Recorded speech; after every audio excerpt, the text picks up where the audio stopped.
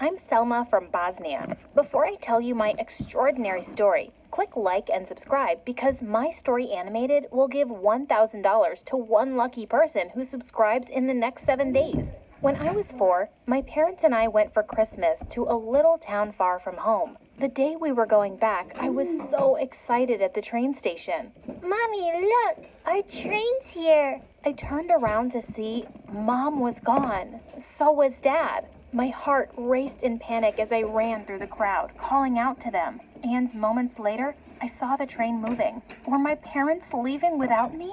I ran after the train crying when suddenly someone took my arm. It was a kind-looking police officer, and I told him I was lost. He asked me to describe my parents to him.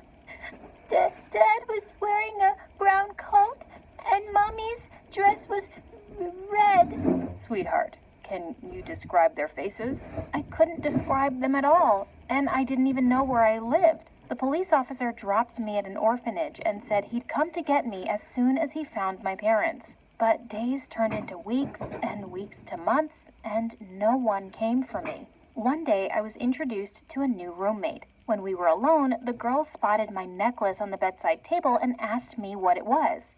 It's a present from my parents. Want to try it on? I don't mind. I put it around her neck, and her face lit up. We became friends instantly, and I went to sleep feeling a little happier that night. The next morning, I jumped from my bed when I saw a strange girl in the room wearing my necklace. Hey, that's mine. You can't have that. What? You said I could wear it. I've never seen you before in my life, you thief. And with that, I pounced on her. The warden heard her screams and came running in. And when she pulled us apart, I saw a woman standing in the doorway. Child, are you crazy? Why are you attacking your roommate? What?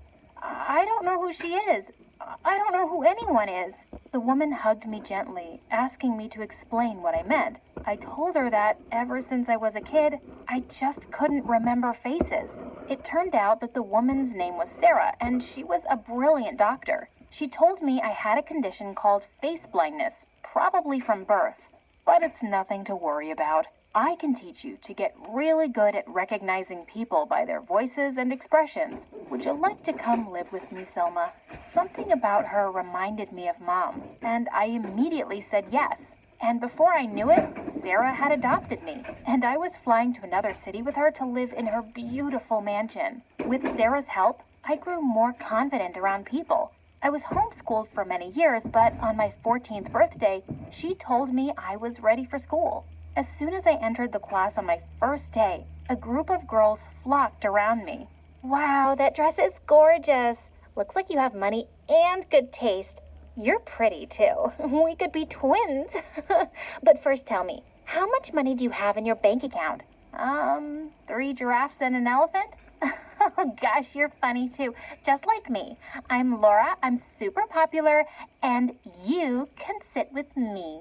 The next day at lunch, I saw Laura alone in the cafeteria and I joined her. Seconds later, someone pulled me up by the arm, and it was Laura. Why are you sitting with her? Being friends with me isn't good enough for you? Oh, Laura, I didn't realize. I thought it was you. You thought that was me? Did you just forget my beautiful blue eyes or my swan-like neck? I somehow convinced her that I'd just gotten confused and I had to be more careful. After that, I stuck close to Laura and her group and always waited to hear them speak first. A few months later, the school's winter dance was coming up and everyone was super excited. One day, a boy sat down next to me at lunch and said, "I thought we had a moment the other day in the hallway. I'm Ben. Care to go with me to the dance?" I had no freaking idea who he was, but I said yes anyway. Suddenly, to my shock, Laura flung her tray aside angrily and screamed, "You witch!" And then she stormed off. Wait, what just happened? Did Laura like Ben? A little later, I found a girl who looked like her on the bleachers ripping a bunch of roses to shreds. "Laura, listen, I had no idea you liked Ben. I'll say no to him." That doesn't change anything. You already said yes, so go with him now. Dance, get married, have babies, I don't care.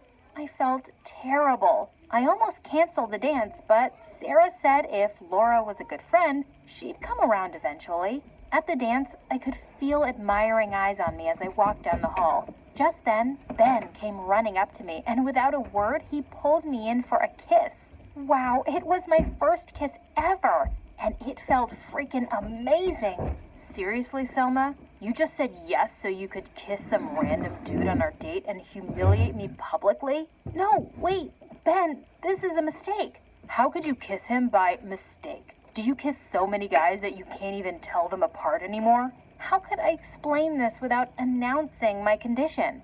I ran out the hall and tripped on my dress, falling face first. No one helped me up, and I blinked away my tears as I ran out. I would have skipped school the next day, but we had a big test I couldn't miss. After the exam, I was in charge of collecting and submitting the answer sheets to the teacher. When I walked to Miss Galina's office, I saw her at the door and waited to hear her voice. Yes, Selma.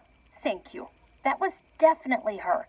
I handed her the papers and went to the library. But minutes later, Miss Galina was breathing down my neck. I've been waiting for you in my office, and you're relaxing here? Where are the papers? What? Miss Galina, I just gave them to you 10 minutes ago, in your office. Is this some stupid trick? You did nothing of the sort. Just then, I heard Laura behind us. Miss Galina, I just saw her hiding the test papers in her locker. I think she was planning to cheat and change her answers. What? Miss Galina insisted I opened my locker, and sure enough, the answer sheets came spilling right out. How was this possible? I tried explaining my condition to the principal, but she got even angrier at me for making things up, and I was expelled. As I stormed out of her office, I spotted Laura in the corridor, grinning. Laura, did you trick me and frame me? Do you know about my condition? Oh yeah, I've known for a while now. Your cook told my maid who told me. Did you also set me up at the dance last night with that boy? Why? Just because I wanted to go out with stupid Ben? No, because I wanted to go out with you. You're completely blind, aren't you? Too blind to see who really loves you? But no, all you want is attention from stupid boys. I hate you, and I'm happy I don't have to see your pretty face anymore. What the what? Laura freaking loved me? When I got home, I looked around for Sarah to tell her about my terrible day, and I found her in my room holding my necklace. She looked like she'd seen a ghost. Selma, where did you get this from? What do you mean? It's mine. My parents gave it to me one Christmas. Oh my God, Selma, I think I know who your real family is. And then she told me the craziest thing. She said the rose symbol on my pendant was the crest of one of Bosnia's richest families. I remember reading in the news a long time ago that they lost a little girl. Selma, I've had you for all these years, and they live right here in this city. This was unbelievable. The very next day, Sarah drove me to my house, which was basically a palace. When we were finally allowed to see them, I just knew these people were my parents. They listened to Sarah's story in stunned silence, then they burst into tears and hugged me. Oh, Selma, I miss you so much. A sweet, beautiful niece. Wait, what? Niece? The couple then told me that my own parents had died in a car crash soon after I was born, and that they were my uncle and aunt, my legal guardians. We raised you like our own daughter till that awful day when we lost you. We've missed you every day, honey. This was so much news to take in. I was happy to be reunited with my family, but it broke my heart to see Sarah go. She kissed me goodbye and said she'd come see me often. I missed her a lot, but I had a whole new life to get used to. My aunt and uncle were spoiling me rotten by showering me with expensive gifts and having the chef cook up every delicacy imaginable. I was in heaven. But then everything changed. They both thought with my condition it was better if I homeschooled, and after those first few days, I'd hardly ever see them. They were always too busy with their own things, and I felt lonelier than ever before. A few months later, they hosted a dinner for some friends, and the minute I entered the hall, I saw a girl who looked way too familiar. OMG, you're their long-lost niece? Daddy, this is the girl I told you about, the freak who can't remember her own face. We used to be friends in school, till she was expelled. What? You were expelled from school? Yeah, for cheating. She's such a disgrace. You should just put her up for adoption. I'd had enough. I went right up to Laura and gave her a hard smack on the face. She screamed and pushed me onto the table straight into the food. I grabbed a chicken leg and threw it at her, hitting her right in the eye. And I was immediately grounded, but it was totally worth it. Later that night, I went down to get some food and nearly died when I opened the fridge. A light showed someone sitting in a chair. Laura, oh my God, what are you doing here? Relax, I just want to talk. I think you and I are meant to be together, Selma. It's fate. Are you crazy? I'm not into girls, and even if I was, I wouldn't be with you if you were the last freaking girl. Suddenly, we heard some footsteps, and Laura pulled me under the table. Just then, Aunt and Uncle walked in, talking in low voices. We have to think of something quickly. Once Selma turns 16, everything will legally be hers. This house, our cars, our money will be at the mercy of a stupid teenager. I guess we'll have to leave her at the train station again, but on another continent this time. Maybe a really remote island. As they laughed and walked away, I sat frozen in shock. They had left me at the train station on purpose? Whoa, that was crazy. Your relatives are pure evil. I can't believe it. They got rid of me for money? That's why no one ever came looking for me?